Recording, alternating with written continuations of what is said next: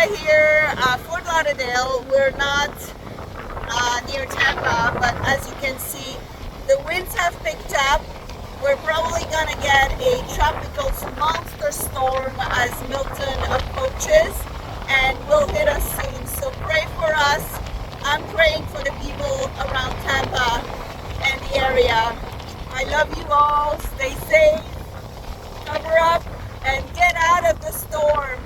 And remember, the sunshine will always shine after the storm. I love you. Bye.